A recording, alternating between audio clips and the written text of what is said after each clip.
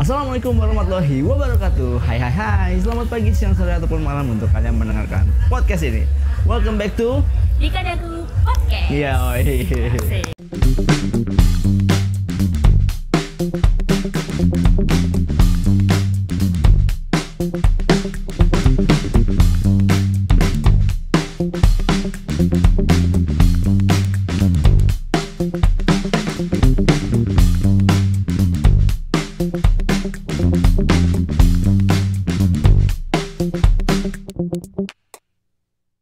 Oke, hari ini tumben banget ngambilnya malam ya, ngeteknya malam terus di pinggir Wow. laut.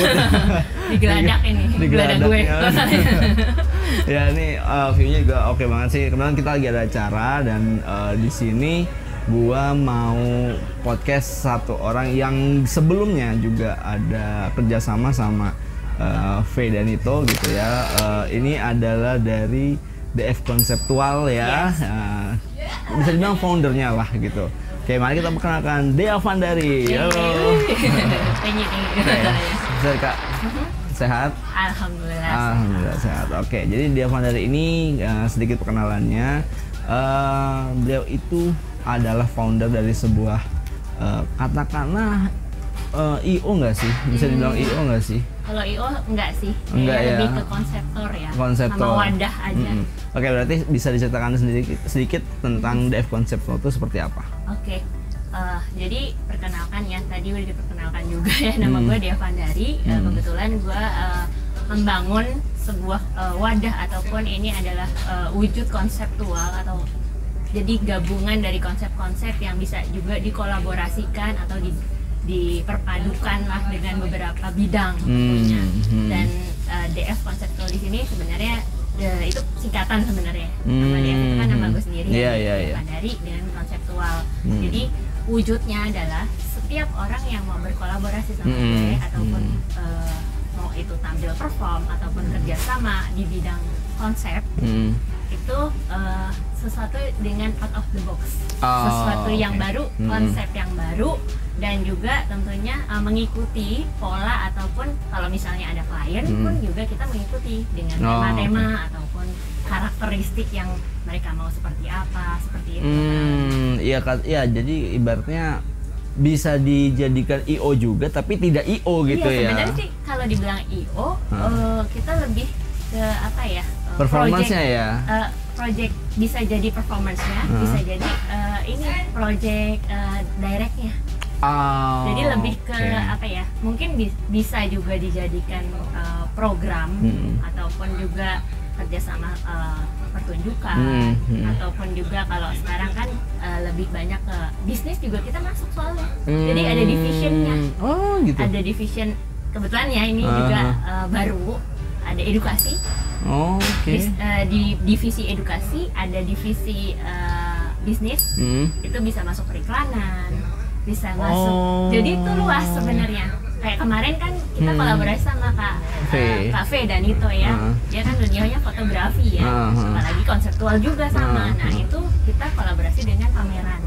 Nah jadi poinnya ini adalah suatu wadah untuk berkonseptual bersama-sama dan mewujudkan apa yang diinginkan dari kliennya ataupun juga justru malah misalnya aku punya karya nih gitu. Nah karya itu mau diwujudkan dalam bentuk konsep yang baru.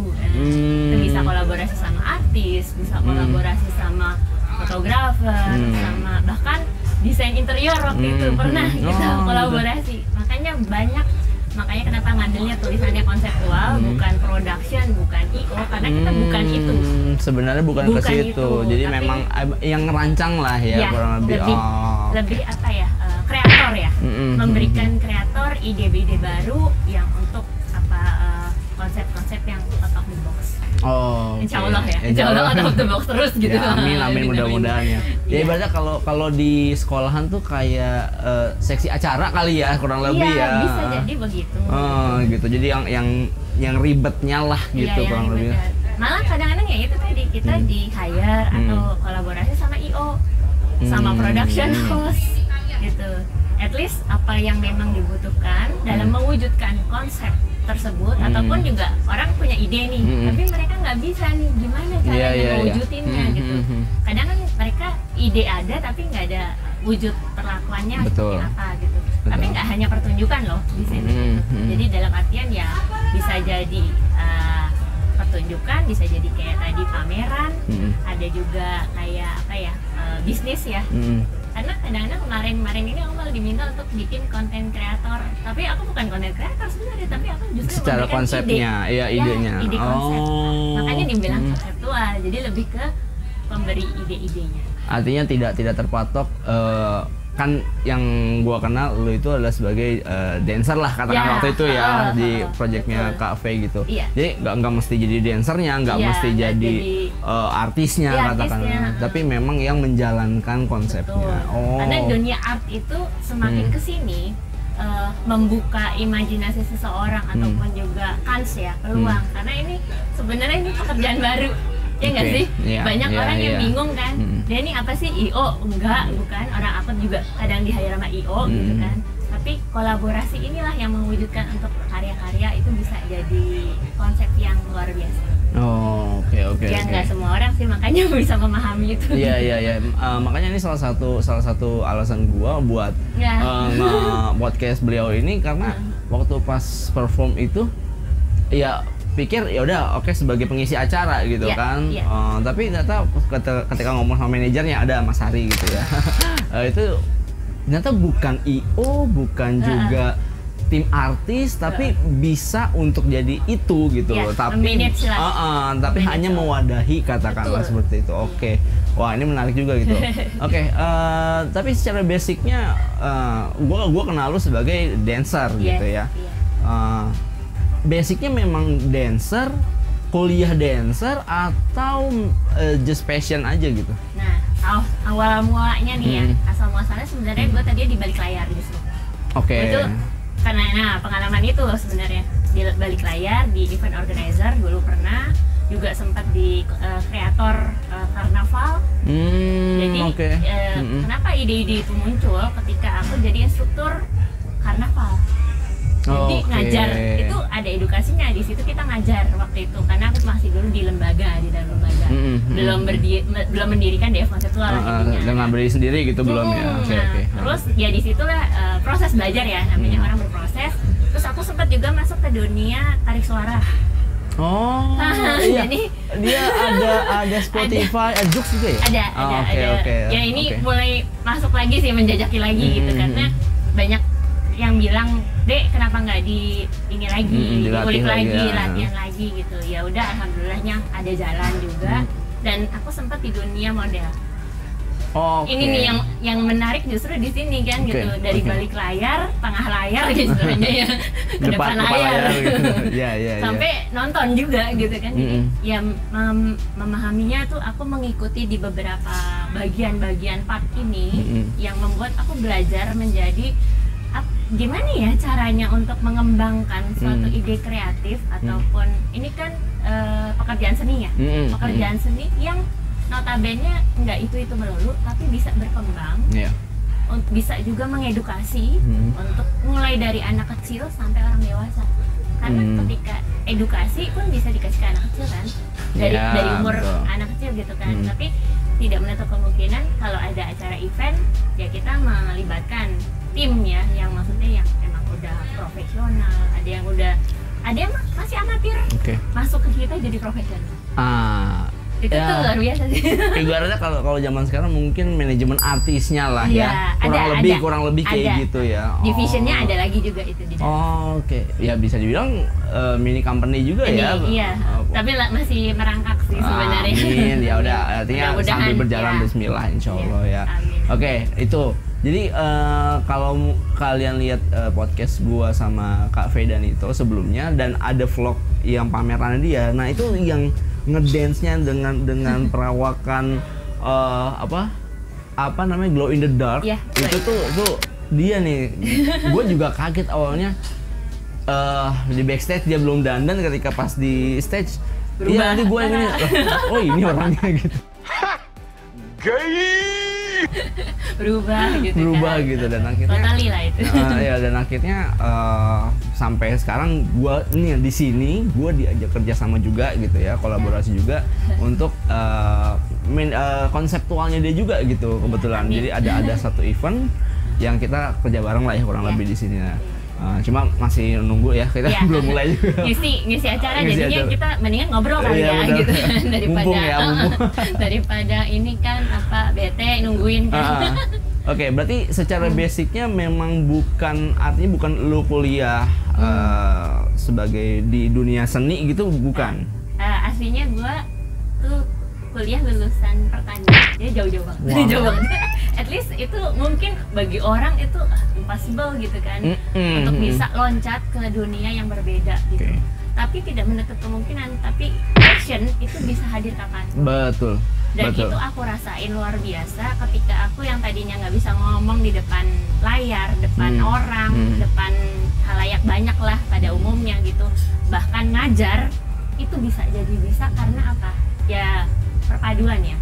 Dari ilmu-ilmu yang memang aku pelajarin dari tahapan proses tadi. Ya mulai aku dari belakang layar, tengah layar sampai depan layar. Ibaratnya ada unsur nekatnya lah ya kurang lebih ya. Ada wawasan-wawasan baru lah yang misalnya memungkinkan, wah gila keren nih kalau misalnya aku padukan gitu. Sedangkan teman-teman di sekelilingku istilahnya, kebetulan waktu itu kondisinya aku lama di Solo. Solo. Di Jawa Tengah, di Solo. Nah kebetulan banyak ketemu dengan budayawan, seniman, bahkan juga banyak lah. Seniman juga kan ada fotografer, ada dunia fotografi, ada lukis, ada tari, ada musik, ada macam-macam. All di sana membuka wawasanku untuk bisa, kenapa aku di Jakarta tidak bisa mengembangkan ini gitu. Sedangkan di daerah aku belajar dan mampu untuk bisa menembusi itu gitu, menembusi dalam artian untuk bisa berani unjuk gigi lah gitu kan, bahkan mengajak kerjasama, berkolaborasi itu kan nggak mudah ya gitu dan ketemu orang-orang yang luar biasa, guru-guruku ya ada beberapa maestro tari juga yang mensupport dalam artian kamu tuh punya peluang di situ satu, terus kedua kamu punya kemampuan untuk bisa menjahit. Dalam artian menjahit gitu. Di sini aku istilahnya kayak koki lah ya. Koki di mana disediakan banyak bahan makanan, gimana tinggal caranya? diolahnya. Nah, itu gimana caranya jadi satu makanan yang out of the box lah, intinya gitulah. Oke. Nah, secara berangkat dari jurusan pertanian. Tapi jurusannya sebenarnya fakultasnya pertanian, jurusannya penyuluhan dan komunikasi. Jadi masih ada komunikasinya, masih lumayan lah ya gitu, masih nggak jauh-jauh amat gitu, nggak lompat banget. Tapi itu tadi dalam artian di situ banyak mengulik dan dapat banyak pelajaran juga yang aku terapkan sebenarnya juga di dunia seni pertunjukan, bahkan juga tidak menutup kemungkinan itu justru ide-ide itu muncul di situ sebenarnya. Dan itu gila sih, kalau emang benar-benar aku juga kaget juga. Ternyata passionku pada saat masa kuliah itu bisa langsung berbalikan banget switch ya. Gitu kayak switch, tapi aku tidak menghilangkan sisi yang udah aku pernah dapat nih. Bahkan misalnya ngajar. Nah, disitulah ngajar yang waktu di dunia karnaval itu mengajar beberapa anak-anak sekolah di tiap-tiap daerah. Sampai pernah di Jayapura juga di Papua. Jadi dan itu anak-anak muda yang istilahnya notabene di situ aku masih kuliah, tapi aku bisa belajar membukakan ide out of the box-nya mereka, mewujudkan lah, memunculkan karya-karya yang mungkin yang tadinya nggak bisa nari atau yang tadinya nggak bisa desain gitu. At least di situ justru malah aku saling aku dapat ide, mereka membuka, jadi take and give lah. Take and give, benar-benar. Wow. Gue juga punya planning lah, katakanlah gue punya tujuan juga. Gue pengen bikin sebuah wadah juga gitu ya. Cuma kalau mungkin karena basic gue guru, jadi gue tidak gue akan sama mungkin dengan yang oke, kita ambil amatirnya, nanti kita akan olah jadi profesional gitu, kurang lebih kayak gitu juga ya, kurang lebih. Oke, wow, oke. Nah, secara performance yang gue lihat itu masuknya kontemporer kah atau secara passion lu untuk dance ini ya gue liatnya dulu dance ya, nyanyinya belum tahu nih. Sorry, belum. Itu nextnya aja udah ya. Panjang jadi kita. Iya, jadi kalau untuk dance-nya yang gue lihat itu kan lu secara kontemporernya, tapi secara passion lu sendiri apa alirannya gitu? At least di sini kan positionnya gue sempet ya istilah katanya membrand up ya. Nah, membrand up gimana caranya membrand up diri gue sendiri secara pribadi, terus juga ada DF konseptual. Karena kadang orang kan agak rancu ya ketika keluar DF konseptual, tapi orang-orang udah tahu nih ini pasti DH gitu lah gitu. Tapi poin up ya di situ. Biasanya aku kalau di DF aku bisa muncul bisa enggak. Seperti sekarang lu nggak muncul. Aku nggak muncul karena memang ada tim istilahnya berkolaborasi dengan aku. Mereka menjadi tim DF konseptual di bidang pertunjukan dan tentunya ada yang tari, ada yang musik, ada yang nyanyi gitu loh. Walaupun itu ya ada manajemennya, mereka masing-masing sebenarnya punya manajemen. Tapi dalam tidak menutup kemungkinan ketika memang aku mau pakai konsepnya Mbak Dea gitu. Nah, karena mereka belum pernah gunakan gitu. Nah, aku membrand up juga gitu. Jadi bukan diriku secara pribadi, tapi juga aku pisahkan nih antara DF konseptual dengan Dea Vandari secara private artinya pribadi bisa ya. Jalan sendiri, bisa dengan tim gitu ya. Karena contoh kasus kayak kemarin aku sempet ya diundang ke Dubai di Indonesia Keren. Aku perwakilan Indonesia dari 14 orang kan berangkat dari Indonesia. Nah itu kita perform di sana pun aku bawa nama diriku sendiri, jadi aku nggak bawa DF konseptual sama sekali. Nah ketika ada tapi identiknya tetap DF konseptual jadi gitu ya. Pas gue perform dan dikiranya wah ini timnya DH gitu. Tapi tidak menutup kemungkinan itu justru malah jadi membuka jalan buat teman-teman untuk bisa bersinergi ya di next project. Ketika ada project lain, aku butuh ada penyanyi, penari, pemain musik, bahkan waktu itu dalang. Oh ya? Iya, sampai dalang, karawitan, sinden. Oh jadi semuanya mencakup lah ya. Mencakup. Artinya nggak yang modern doang. Dan di tempatku memang tidak terikat. Maksudnya katakanlah mereka punya manajemen masing-masing. Dan aku bukan tadi ya balik lagi ya. Aku bukan manajemen artis yang harus ada ini, enggak. Aku deal-dealannya begini. Enggak. Aku harus tidak mengikat seperti itu. Cuma ngajak mau nggak atau gimana? Karena posisinya gini, zaman sekarang itu kita kalau tidak bersinergi, balik lagi ya, namanya brand up, branding secara mandiri atau pribadi. Ini dari orang-orang yang amatir ya. Tapi ketika ada orang amatir yang bisa jadi to be profesional, kenapa tidak? Nah, disinilah DF konseptual wadah untuk bisa merangkul mereka untuk mewujudkan apa yang mereka tujukan dan bersama aku tentunya. Nah, di sini aku juga bisa menggabungkan ada antara aku secara pribadi atau bahkan yang gabungan nih sama yang DF. Oke. Oh, wah menarik ya. Artinya, nah ini juga mungkin untuk penonton juga yang sekiranya mungkin punya bakat apa yang nantinya juga mungkin masih amatir juga mungkin ya. Tapi bisa jadi nantinya ya dengan ada ya ini ya kontak manajemennya ada ya. Ada nanti. Dan kita itu dari anak kecil loh. Jujur Li, aku punya tuh timku yang anak-anak yang dari SD. Ada SD, SMP, SMA. Itu ada urutannya gitu. Dan bidangnya mereka macam-macam. Jadi ada yang seni musik. Ya tadi aku udah jelasin banyak bidangnya. Lukis ada. Bahkan waktu itu aku menggabungkan. Jadi dalam satu pertunjukan itu bisa ada beberapa seni. Inilah yang aku bilang out of the box. Oke. Jadi sebenarnya mungkin kalau orang awam menangkapnya kurang lebih itu adalah semacam sanggar kali ya, kayaknya ya, gitu ya. Sanggar, tapi bukan iya, aja. Iya, oke. Mereka sudah punya basically masing-masing. Hanya diwadahi, iya, diwadahi. Mereka kan butuh media untuk bisa berkembang, media untuk bisa dikenal. Betul. Nah, sekarang kan orang viral sebenarnya bisa aja ya lewat YouTube, lewat media sosial, tapi tidak menutup kemungkinan rasa pede itu terjalin atau keluar ketika kita kolaborasi. Betul. Misalnya kayak gini ya, Dika mau, nggak mungkin kan Dika bikin konten sendiri gitu kan, nggak mungkin, pasti kan harus ada TikToknya, ada chatnya sama partner atau apa. Nah ya kayak gitu. Nah inilah bentuk media yang aku lagi bangun itu tuh bagi orang-orang, bahkan orang-orang yang udah dikenal kok juga apa ya, mau untuk bisa bergabung. Justru malah mereka welcome dalam tanda kutip.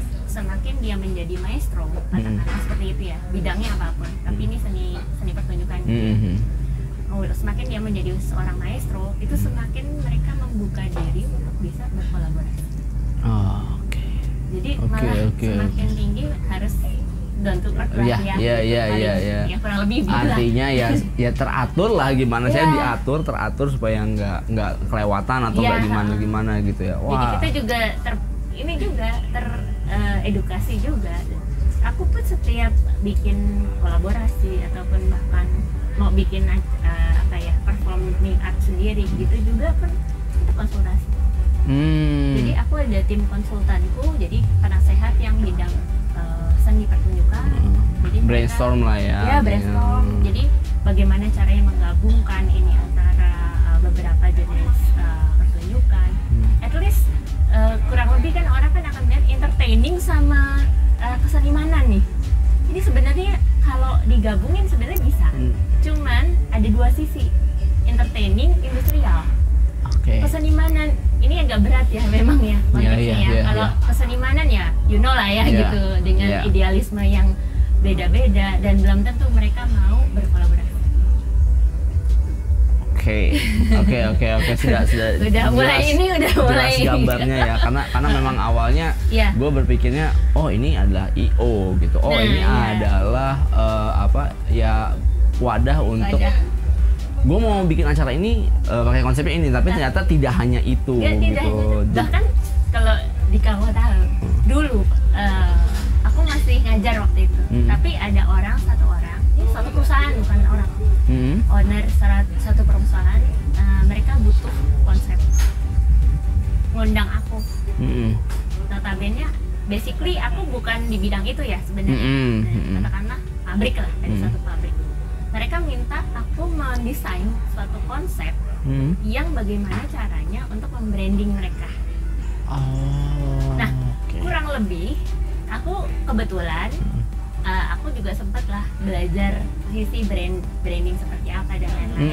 Dan di balik DF konseptual ini kita sebenarnya ada tim yang bekerja, tapi tidak secara tetap freelance.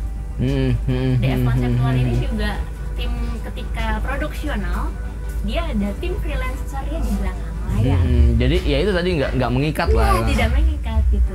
Tapi mungkin next time ya ketika memang ini ya namanya juga aku pengennya sih udah ada ini ya ketetapan lebih jelasnya, karena poinnya kan setiap orang kan akan terus berkembang nih ide-ide kreatif dan lain-lain. Nah pengennya sih ya insya Allah lah di Jakarta. Amin insya Allah ya.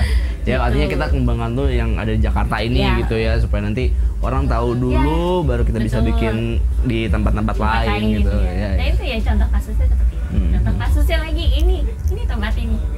Kita, at least kita ada di mana ya gitu kan, nggak tahu. Coba tebak sendiri, ada perahu, ada jet ski. Tebak aja lah di mana gitu. Boleh jawab di bawah ya, komen nih kalau salah ya. Nah jadi poin apa tuh ya kayak tempat ini juga gitu. Bagaimana konsep yang akan ditawarkan ataupun dikembangkan oleh owners gitu misalnya, itu kan sebenarnya DF konseptual tuh mampu gitu. Dalam artian ketika memang ada klien masuk atau kita diajakkan kerjasama gitu, ya tidak menutup kemungkinan itu bisa terjadi. Ya memang ya benar tadi gue sedikit simpulkan bahwa zaman sekarang itu udah zaman sosial media, digitalisasi berjalan semua. Kemudian kita bagaimana bisa mengembangkan diri sendiri, tapi juga bisa dikembangkan oleh pihak lain yang nantinya bisa mengembangkan diri kita juga gitu ya. Right. Ya, betul banget itu. Oke, wow. Jadi banyak mungkin ketika tahu orang bilang dia nggak fokus gitu misalnya. Oh sorry maaf, saya bisa ngomong, saya bisa fokus. Tapi di bidang konseptual.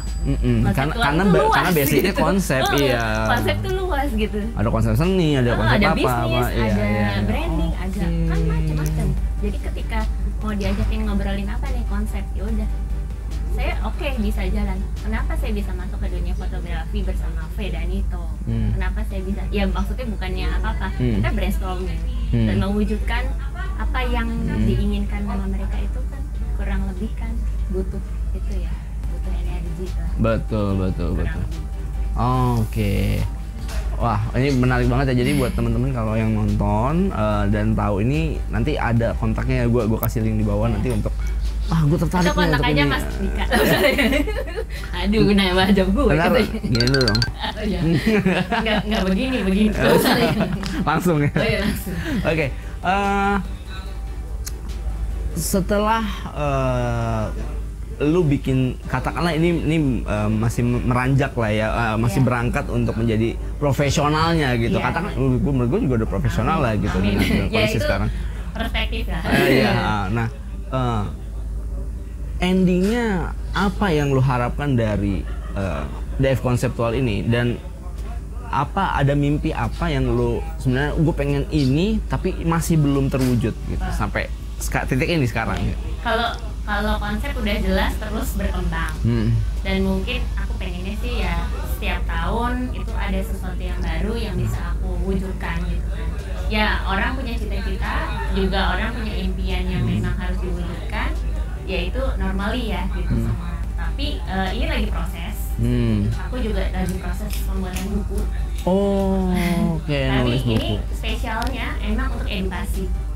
Jadi bagaimana apa yang udah aku istilahnya, tapi spesifik sih itu. Ya sedikit ini ya. Boleh dibaca? Ya, bisa boleh. Ya, motif. Buku tentang motif, tapi itu ada perkembangannya dan itu unik sekali. Buku itu nanti akan jadi unik karena belum pernah mungkin ada tapi belum pernah diwujudkan seperti itu gitu loh. Gue juga masih penasaran sih. Tapi udah lagi berjalan atau sudah cetak? Lagi proses. Lagi proses dalam artian masih penulisan, tapi ini step up sih. Terus ya naik. Semoga ya nanti aku undang lah nanti kalau. Siap. Amin doain aja. Nanti podcast lagi ya. Amin. Jadi jadi secara mimpinya ke arah situ ya. Tujuan. Ya paling ya nanti membangun yang udah jelas lah, membangun karir yang di dunia konseptual ini lebih all out ya. Oke, kalau terakhir adalah gue mau nanya, dari yang udah lu kerjakan sekarang,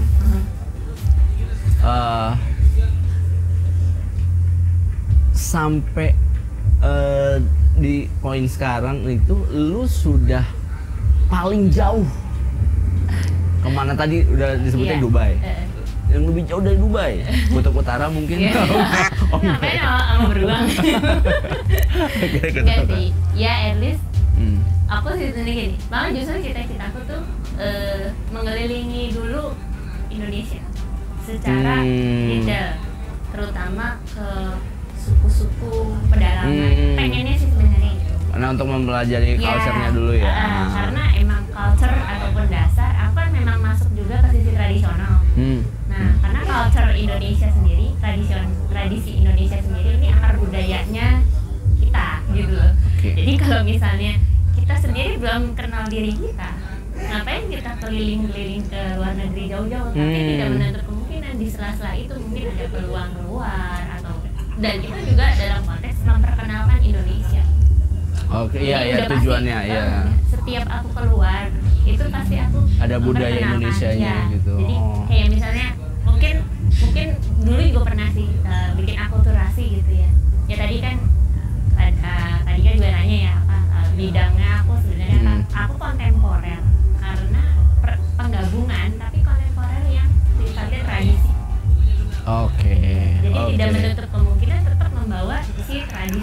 Indonesianya itu Indonesia kentalnya ini, gitu ya. Ini ke dalam sisi kontemporer, disuguhkannya secara kontemporer. Oh. Ketika kita ngomong tradisi, orang pasti aku lihat, oh ini pattern, ini pakem. Tapi kalau misalnya aku nyemplung ke dalam situ, istilahnya gimana sih caranya tradisi ini untuk bisa dikenal sebagai wujud apa ya, out of the box ya tadi gitu. Harus didampingkan dengan kontemporer. Apalagi zaman sekarang kan? Iya.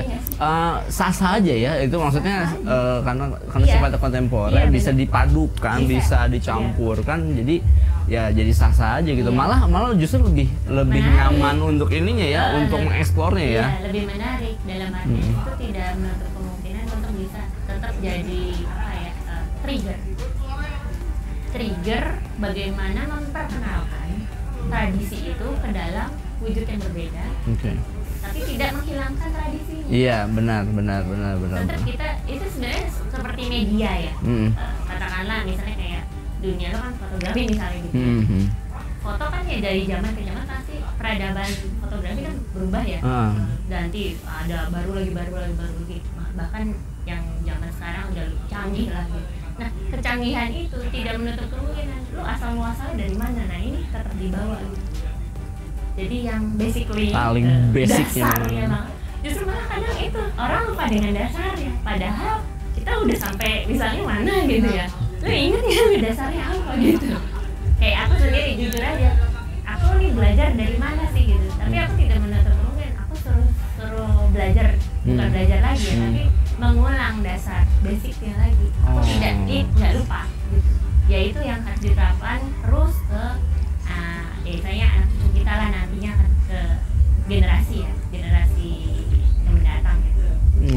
Itu sih ininya cita-cita aku. Cita-cita gitu. Oke, wah ini menarik banget ya. Sebenarnya banyak banget yang masih bisa dikulik. Tapi sebagai ini promosi dong ke podcast gua. Gimana kalau ada orang yang tertarik, terus kemudian ada yang mungkin mau pakai jasa konsep lu, harus hubungi kemana atau sosial medianya apa? Silakan monggo dipromosikan. Jadi kalau mau ada yang bersinergi lah intinya ya bersama DF Konseptual, bisa ke Instagramnya DF Konseptual, DF Conceptual ya, conceptualnya bahasa Inggris. DF Conceptual, atau di df.management konseptual. Itu dua-duanya bisa, atau juga bisa ke Instagramku pribadi. Kontak DM langsung aja ke Dea Pandari. Mungkin nanti Mas Dika bisa kasih linknya di bawah ntar ya. Jadi mau bersinergi bidangnya apapun sebenarnya, aku welcome bidangnya apapun, tapi sisinya adalah konsep ya, tetap ya membawa nama konsep untuk bisa maju bersama dalam artian ya entah itu secara ya seni pertunjukan ataupun bahkan ya tadi ya kayak bisnis. Itu tidak menutup kemungkinan, semoga aku bisa mewujudkan apa yang jadi keinginan kalian. Iya, benar. Gitu lah. Artinya sama-sama berjalan barengan lah gitu ya. Oke, terima kasih Kak Dea atas waktunya, atas ilmunya yang ternyata akhirnya terbukakan sekarang. Saya bertahu seperti ini gitu ya. Akhirnya jadi jujur aja tadi pertanyaannya udah terpatok ini, terpasnya ini kesini. Jadi abis ini kayaknya ada podcast lagi. Amin. Oke, terima kasih yang udah nonton juga. Terima kasih Kak Dea. Nanti kita akan sama-sama sehat selalu juga. Lagi kita mau ada perform juga ya. Jadi persiapan untuk acara juga. Nanti kita akan liput juga, ada di vlog gua nanti ada di. Jangan lupa ya ditonton terus podcastnya Dika Dagu. Amin, thank you. Oke, terima kasih yang udah nonton. Jangan lupa untuk like, share, komen, dan subscribe video podcast yang lu tonton sekarang, dan jangan lupa nyalakan lonceng notifikasi untuk mendapatkan informasi terbaru dari channel ini. Oke, terima kasih sekali lagi buat Kak Dea. Stay healthy, always grateful, and be happy. Wassalamualaikum warahmatullahi wabarakatuh.